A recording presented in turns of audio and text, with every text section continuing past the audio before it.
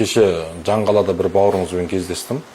Сөйтіп айтады, бізге дейді, өздерінің лидерлерін айтып жатыр, Ділмұрат дейді, өзі отырып шыққан екен түрмеге.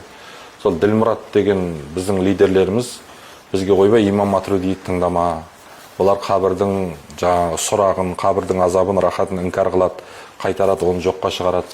Ойбай имам Абу Ханифа мазхабын тыңдама. Олар хадистен бұрын сол мазхабшының сөзін бірінші қояды деп осылай үйретіп келді бізге. Былайша айтқан кезде осыны біл, бітті деп блокировкалеп тастады дейді. Содан біз түрмеге түстік. Түрмеге түскеннен кейін қаласаң да қаламасаң да Қазақстан мұсылмандар діни басқармасының оқулықтарын қойып қойды дейді. Сосын ішіміз пысқаннан кейін анан қарап Матриди ақидасын оқыдық, Абу Ханифа мазхабының фиқын оқыдық дейді. Сөйтсек субханалла дейді. Матриди ақидасы да, Абу Ханифа мазхабы да сол шариғаттың біз үйреніп жүрген зат екен ғой дейді. Жаңағы ақида мәселесінде де имам Матридидің бір адасып кеткен ештеме көрген жоқпын дейді. Фиқ мәселесінде де имам Абу Ханифаның фиқтарын оқыған кезде біздің оқып жүрген нәрсеміз мұнамен ешқандай айырмашылық жоқ екен ғой деп түсініп, сол сәттен бастап маған мазхаб ұстану керек деген түсінік пайда болды дейді. Қараңыз. Сондықтан мен сол жаңағы блокировкаға түсіп қалған бауырларымызға айтқым келеді. Мысалы, ойбай имамдарды тыңдама, ойбай мазхаб тыңдама, Матриди алысқан андай мұндай деп жүргендер. Сен ақиқатты ізденсең, қара. Я болмаса білікті ұстаздардан барып сұра. Бір жақты болып қалып, олың ақиқат болмай қалса Алланың huzurында, ол не болады? Мысалы үшін Тараз қаласында бір жігіт жаңағы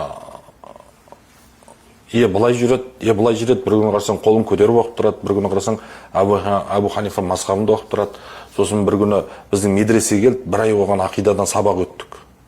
Сөйтті да жаңағы енді біздің медреседе бір ай ақидадан сабақ өткеннен кейін, ұстаз, менде не туда, не суда болып тұрмын әлі, жүрегім тыныштық таппай жатыр.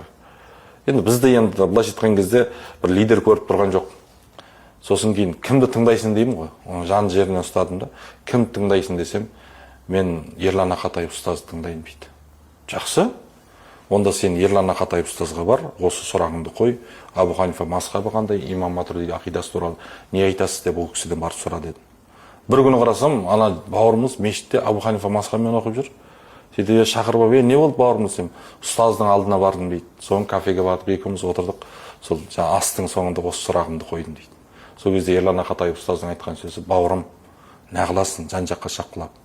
Дайнасқа тыққасы емес па? Абу Ханифа мазхабын ұстан, имам Матриди ақидасын ұстан, осыдан бекем ұстансаң, ертең Алланың елшісінің артынан тірілесің деп айтты дейді да.